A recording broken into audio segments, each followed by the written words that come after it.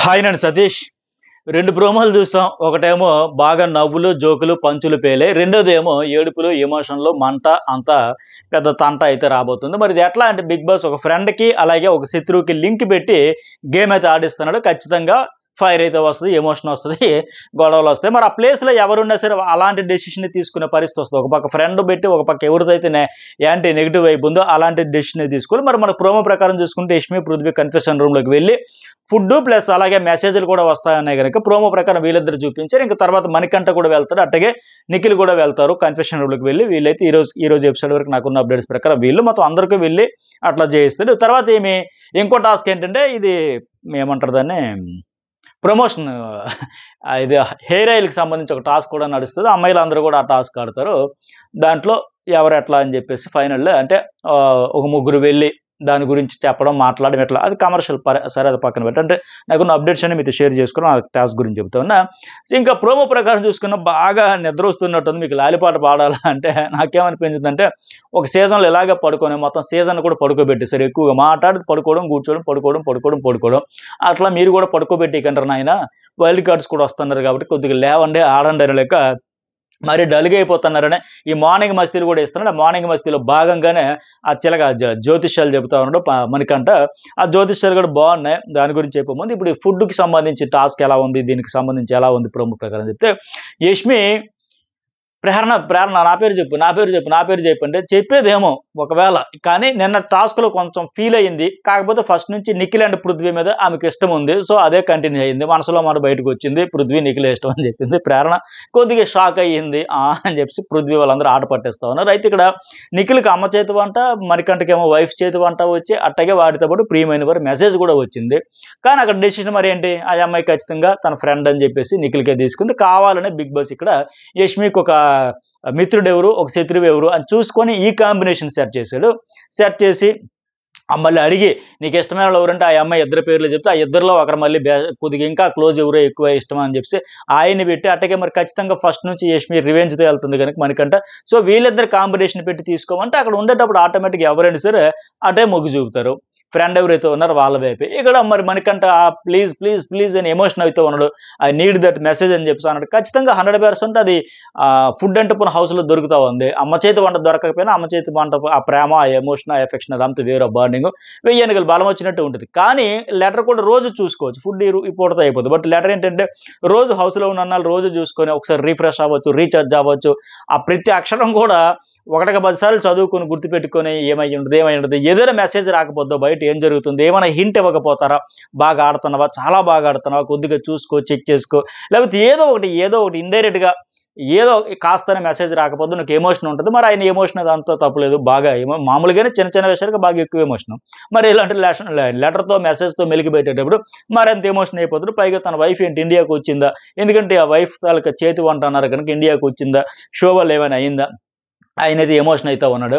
But ఆవిడ అంత ఆలోచన కూడా ఉండదు. యష్మి డెసిషన్ ఎట్లా ఉంటదని ఫట్మని చెప్పాలనుకుని చెప్పేయడం, దూసుకెళ్ళిపోవడం గనుక నిఖిల్ విషయంలో, మణికంఠ విషయంలో పెట్టేటప్పుడు రెండో ఆప్షన్ కాదు కదా! రెండో ఆలోచన కూడా లేకుండా నిఖిల్ వైపే వెళ్ళిపోయే ఛాన్సెస్ వెరీ హై. అయితే ఇక్కడ యష్మి ప్లేస్‌లో మణికంఠ ఉన్నా సరే అలాంటి డెసిషనే తీసుకునే అవకాశం అయితే ఉంది. ఎందుకు అంటే అక్కడ నబీల్ అలాగే ఒకవేళ మణికంఠ ఉండేటప్పుడు నబీల్ అండ్ ఇంకెవరైనా తన ఫ్రెండ్ సీత కావచ్చు, లేకపోతే ఇంకెవరైనా పెట్టినప్పుడు కూడా సేమ్ ప్రయారిటీ ఆయన కూడా ఇస్తాడు. ఇప్పుడు ఇటు నబీల్ అని చెబుతున్నాడు, షేర్ అని చెబుతున్నాడు. వాళ్ళిద్దరికి ఒక బాండ్ ఉంది. నిన్న కూడా అప్రిషియేట్ చేశాడు మా నబీల్.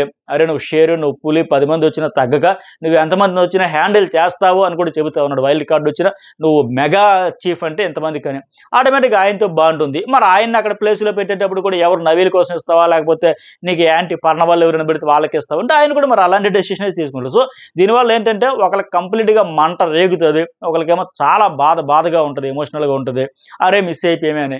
కానీ తప్పదు. ఇలాంటి టాస్క్ వల్ల ఏంటంటే ఎమోషనల్ పీక్స్‌కి నేను మార్నింగ్ వీడియోలోనే అప్లోడ్ చేసి ఇవన్నీ డీటెయిల్‌గా చెప్పా. ఈరోజు ఎపిసోడ్ ఎట్లా ఉండబోతుంది, ఇవాళ లైవ్, ప్రోమో ఇవన్నీ అని చెప్పేసి. సో మనకంటూ కూడా అదే ప్రోమోల ప్రకారం నబీల్ అంటే ఇష్టం అని చెబుతున్నాడు. అట్లాగే పృథ్వీ మర్చిపోయిన పేరు విష్ణు అనడం, ఆ అమ్మాయి ఫీల్ అవ్వడం కొద్దిగా హర్ట్ అయింది. ఈ జాతకాలు కూడా బాగుంది కదా! నబీల్ గర్ల్ ఫ్రెండ్ అంటే రేఖలు చాలా ఉన్నాయని చెప్పడం. అలాగే పంచులు ఎక్కువ పేలినాయి. నవ్వులు, జోకులు, పంచులు అన్నీ కూడా పేలాయి. సింహాలు, నక్కలు అంటే ఆ అమ్మాయి ఎవరు సీత కూడా చెబుతుంది కదా! నక్కలు కూడా అంటే నువ్వే అని చెప్పాను లెక్క. అంటే నా తన్నే నక్కలాగా గుట్ట నక్కలాగా ఫీల్ అవుతుంది. ఎందుకంటే దీనికి నైట్ బేజం పడింది. మణికంఠ కావాలనే పోర్ట్రే చేస్తున్నాడా, హైలైట్ చేస్తున్నాడా అని చెప్పేసి ఆవిడ ఫైర్ కూడా అయ్యే పరిస్థితి వచ్చింది. నైట్ అడుగుతా ఉంది, అరే బాబు నీకోసం మేము ఎంత కన్సల్ట్ చేస్తే, ఎంత నిన్ను సపోర్ట్గా ఉండి చేస్తే, నువ్వు సపోర్ట్ ఇచ్చినప్పుడు కన్సోల్ చూపించేటప్పుడు సైలెంట్గా తీసుకుంటావు, బట్ నీకు ఏదైనా చిన్నది తేడా అనిపిస్తే చాలు గట్టిగా వైలెంట్గా రియాక్ట్ అవుతూ మమ్మల్ని ఆడియన్స్ దగ్గర బ్యాడ్ చేసేస్తాను అనేసి. ఎందుకంటే ఆదిత్యవం ఎలిమినేట్ అయిపోయిన తర్వాత ఇతను సేవ్ అయ్యాడని చెప్పినా సరే ఏడుస్తూ మూల కూర్చొని ఏడుస్తున్నాడు. అంటే ఆడియన్స్కి మెసేజ్ ఇచ్చేస్తున్నాడా మైకుల ద్వారా, అన్ని మైకులకి ఆ మూలకి ఏ మూలకి నాకు స్పేస్ కావాలని చెప్పి హౌస్ మేట్స్ అందరూ డిస్కషన్ చేసుకున్నారు. అందులో భాగంగా ఈ మణికంఠ మనల్ని బ్యాడ్ చేసేస్తున్నాడా, ఎందుకంటే సీత తనకు ఫ్రెండ్స్ ఎవరైతే ఉన్నారో విష్ణుప్రియ అలాగే నైనిక వాళ్ళిద్దరూ నామినేషన్లో ఉన్నారు, ఇంకా డేంజర్ జోన్లో ఉన్నారు. మణికంఠ సేఫ్ అయిపోయి మణికంఠ ఉన్న 6గురిలో టాప్ 3లో ఉన్నాడని బిగ్ బాసే చెప్పాడు. అంటే ఇతను మనల్ని బాగా బ్యాడ్ చేసేస్తున్నాడు అనే ఉద్దేశంతో ఆవిడకి ఆల్రెడీ ఆలోచనలో పడింది.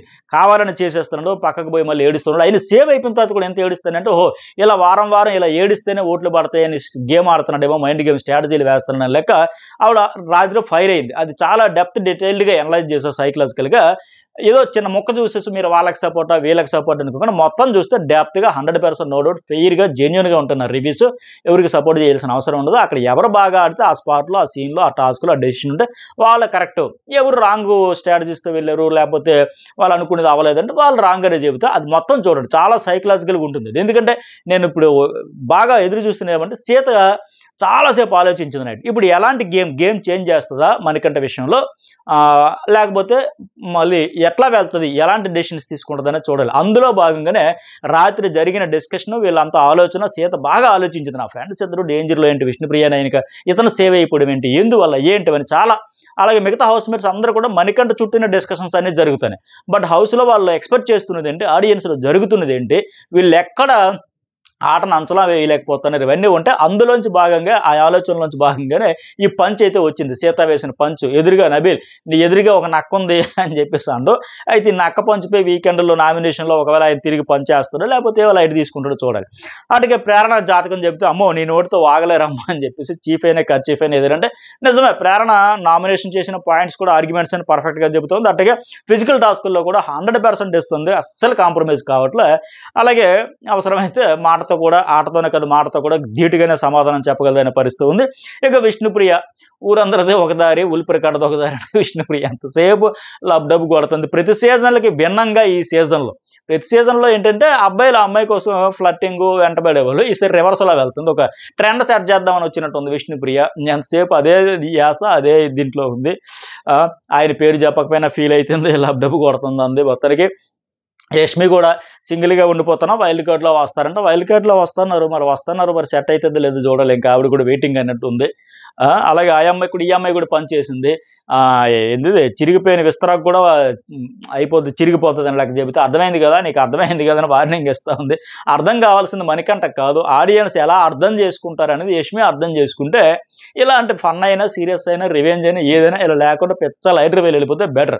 వాళ్ళకి తెలియట్లే. ఇక్కడ ఫన్ టాస్క్లో కూడా అర్థమైంది కదా, మెయిన్ నీకే తెలియాలి నా గురించి అన్నట్టు చెబుతుంది. బట్ ఈవిడికి ఏంటంటే హౌస్లో మనం ఇంకొక కంటెస్టెంట్ పట్ల హ్యాండిల్ చేసే ప్రతి సిచ్యువేషన్ ఆడియన్స్ ఎలా అర్థం చేసుకుంటారు అనేది యష్మికి అర్థమైతే అప్పుడు ఇతరికి కాస్త దూరంగా తన స్టైల్ కావచ్చు, తన స్ట్రాటజీ కావచ్చు అని ఒక మంచి ఇలాంటి వీక్ మైండ్ సెట్ ఉండే కంటెస్టెంట్స్తో కాకుండా డూ ఆర్ డై అయినట్టే పాడేటట్టు ఉండే కంటెస్టెంట్స్తో ఆ రైవల్రీ కొనసాగించుంటే ఆవిడికి బాగుంటుంది.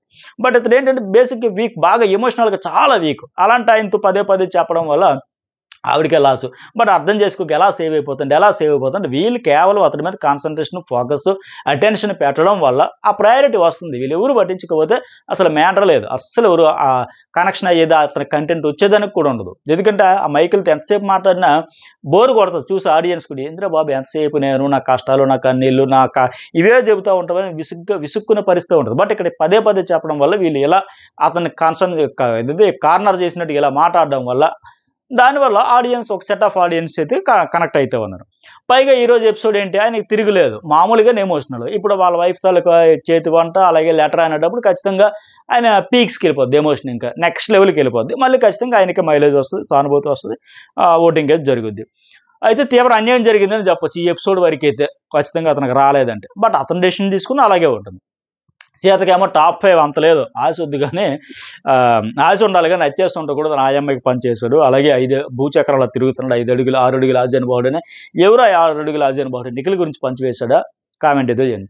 పృథ్వీకి కూడా పడు, కక్కుర్తి పడకు. ఈ పంచ్ కూడా బాగుంది. రామచిలకతో ఉంటే రాముడిలాగా వెళ్తావు, చిలకలతో ఉంటే కృష్ణుడిలాగా వెళ్తావు అని టాలెంట్ ఉంది. ఎవరు? మణికంఠలో. కాకపోతే కొద్దిగా ఎమోషన్ ఎక్కువ ఉంది. టాలెంట్ కంటే టాలెంట్ ఓ 50% ఉంటే ఎమోషన్ ఏమో 150% ఉంది. అందుకే అదే డామినేట్ చేసేస్తున్నాడు ప్రతి సందర్భంలో.